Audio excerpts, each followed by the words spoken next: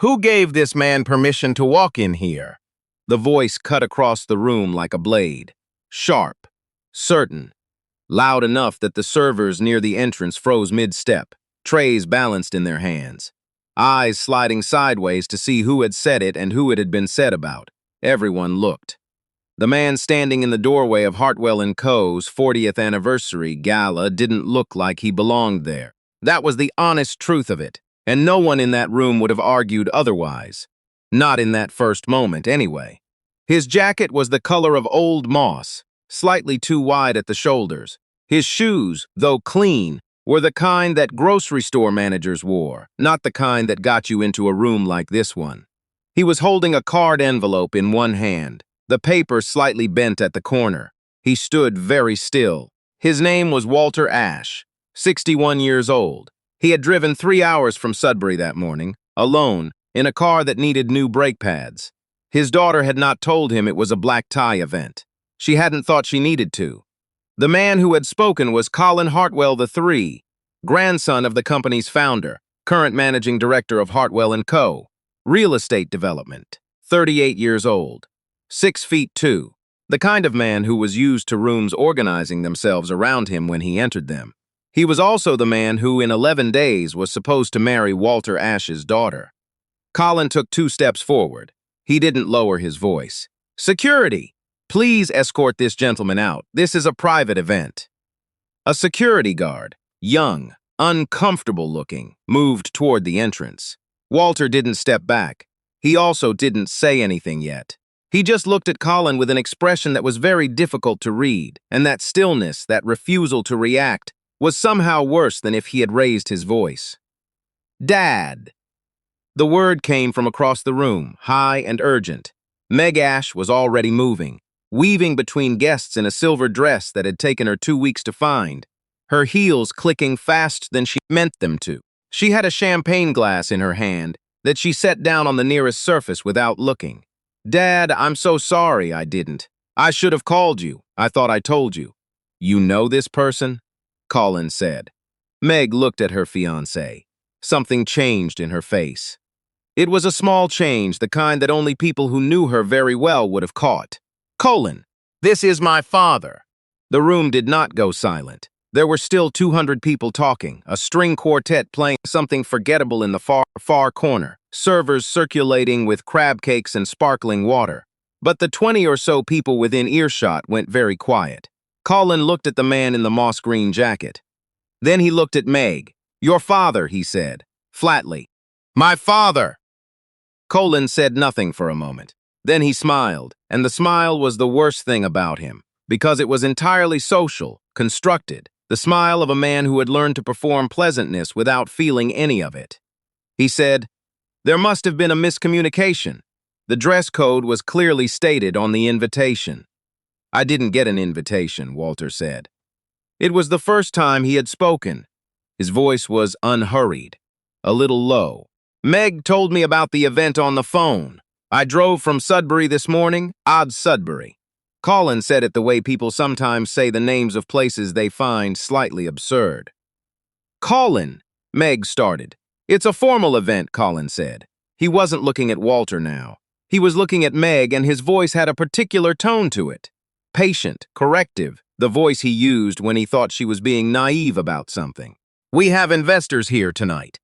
Media, people who associate our brand with a certain standard. I'm sure your father understands." "I understand perfectly," Walter said. He did not move.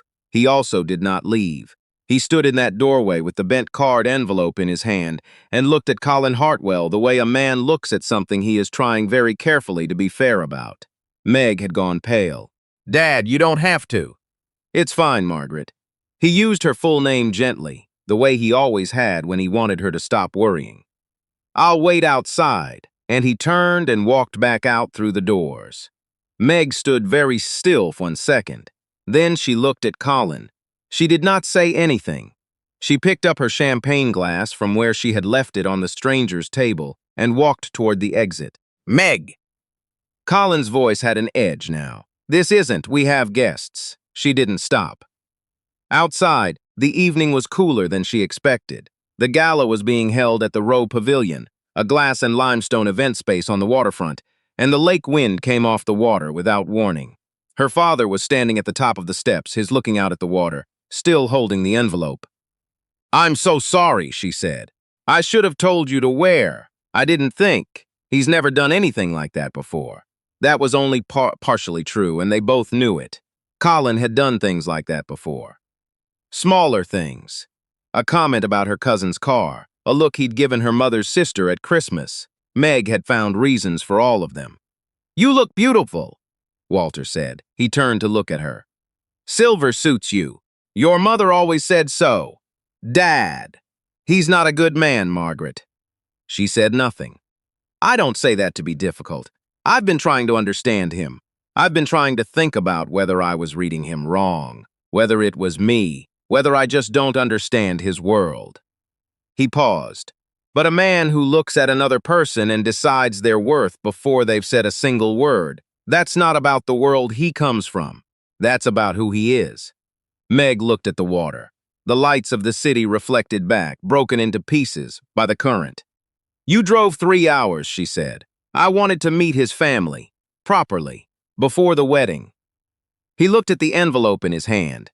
"I brought him a bottle of rye, wanted to give him something." He looked at it for another second, then tucked it under his arm. "Another time, maybe." They stood there together in the wind, the two of them, while inside, 200 people ate crab cakes and didn't think about what had just happened. She drove him to his hotel that night. He was staying at a Holiday Inn 20 minutes from the pavilion. She walked him to the lobby, hugged him for a long time, and then sat in her car in the parking lot for 22 minutes before she drove home. Colin Hartwell had not given Walter Ash a second thought by the time the gala wound down. He had gone back to working the room, shaking hands with the Bellworth Group's senior partners, charming the journalist from the Globe who was writing the anniversary piece, holding his champagne glass at exactly the right height. He was good at this. It was, genuinely, what he was good at. Meg came back inside an hour later, and she smiled at the right people, and she said the right things, and if anyone noticed she looked slightly like she had been somewhere cold, no one mentioned it. Colin noticed. He put a hand on the small of her back when she came to stand beside him and said quietly, "He'll understand. Once he sees what we're building here, what this life looks like." He said it like he was giving her something. She looked at him for a moment, then looked away. 3 days later, Colin got an email from his assistant flagging a meeting request. It came through the executive calendar, which meant it had cleared 3 separate administrative checkpoints before landing in his schedule. The request was from someone at the Caldwell Infrastructure Group, which was unusual because Hartwell & Co. had been pursuing Caldwell for 18 months and had never gotten past a junior analyst. The name on the request was W. Ash. Colin stared at it for a moment. Then he forwarded it to his assistant with a note that said, "Confirm this is legitimate and find out who W. Ash is." His assistant called him back in 4 minutes. "Sir, Walter Ash is the founder and majority shareholder of Ash Capital Partners. They acquired Caldwell Infrastructure Group 14 months ago. He's been operating as a silent stakeholder. There's almost no media profile. He stays out of the press." A pause. "His estimated personal worth is listed at just over 800 million. Colin did not say anything. "He's also," his assistant hesitated. "His daughter is listed as Margaret Ash. She's the Meg Hartwell, who is, I believe, your fiancée." Colin put the phone down without hanging up and sat at his desk for a long time looking at a spot on the wall just above the window. The meeting was scheduled for the following Tuesday at Hartwell & Co.'s head office downtown. Walter Ash arrived 8 minutes early, alone. He was wearing the same kind of jacket, not the moss one, a different one, charcoal gray, still slightly too broad at the shoulder. His shoes were the same grocery store manager variety. He was carrying a briefcase that looked like it was from the 90s. Colin met him in the lobby. He had rehearsed several versions of this moment, and they had all dissolved the instant. Walter Ash walked through the glass doors and stood there looking at him with that same unreadable expression. "Mr. Ash," Colin said. He extended his hand. "I'm glad you reached out. I wanted to say, regarding the other night there was a misunderstanding. There wasn't, Walter said. He shook the hand. His grip was firm and brief. Shall we go up? The conference room on the 14th floor had floor-to-ceiling windows facing the lake. Colin had chosen it deliberately. It was the best room in the building. He'd asked his assistant to have good coffee ready, and the kind of pastries the Bellworth partners had liked, and a printed copy of the Hartwell & Co. proposal that had been in progress for Caldwell for nearly a year. Walter sat down, set his briefcase on the table, and looked at the printed proposal for a moment without touching it.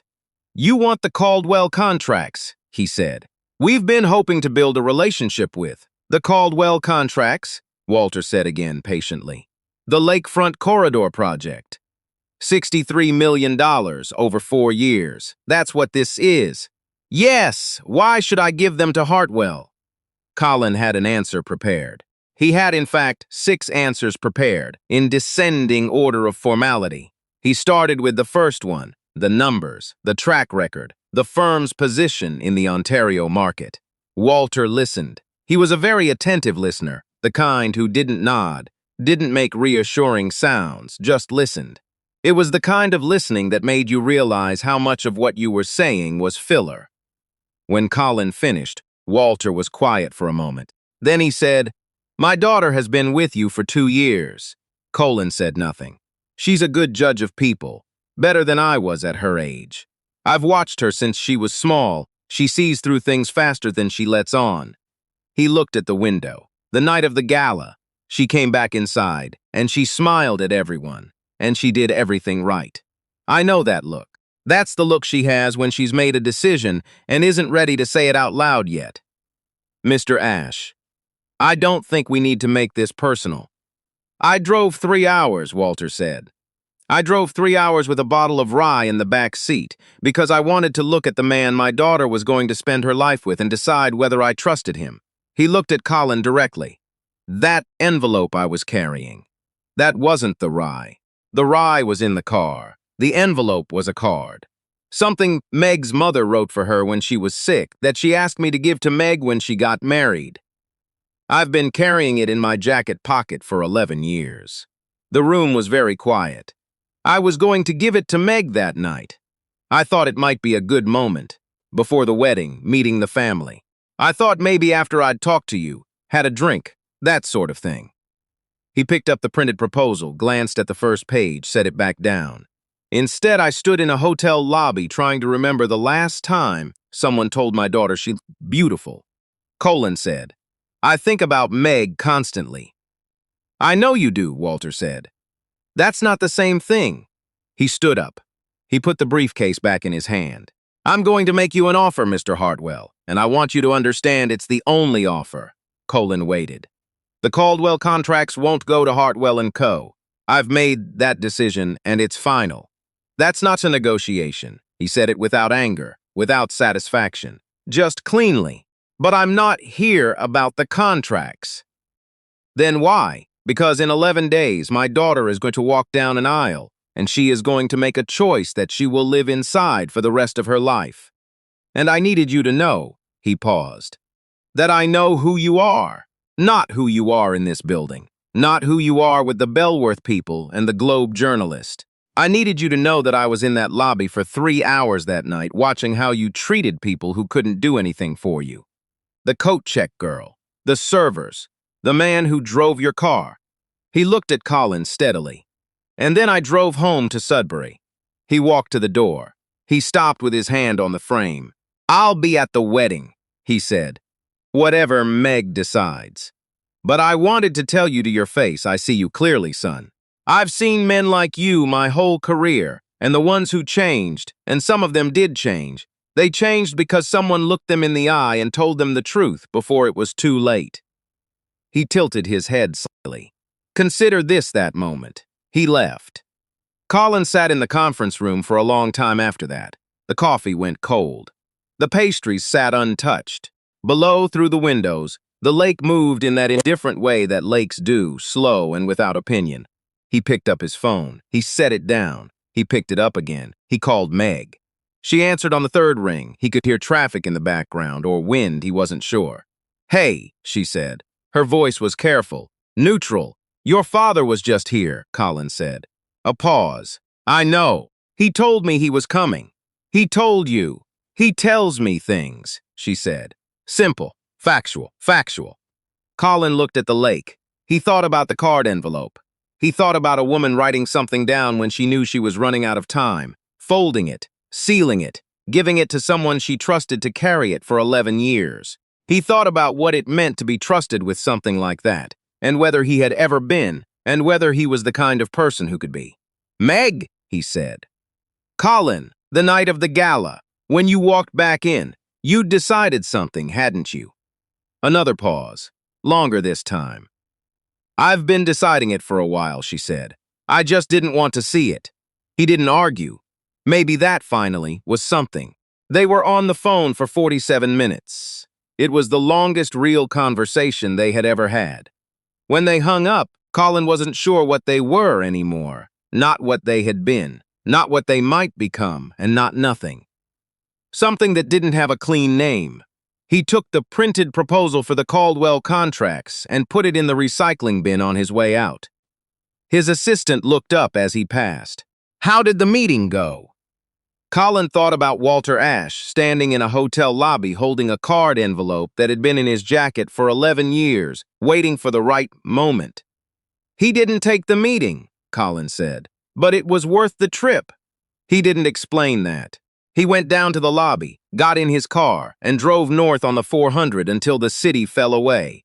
And there was just the Canadian Shield opening up on either side of the highway, the rock face gray and ancient, and completely unbothered by anything happening down below. He had no idea if he was driving towards something or away from it. He wasn't sure it mattered. What matters is what you do when no one who can help you is watching. Walter Ash had known that his whole life. He hadn't needed a gala to prove it. He hadn't needed the contracts, or the 14th floor, or the good coffee. He'd needed one look, and he'd gotten it.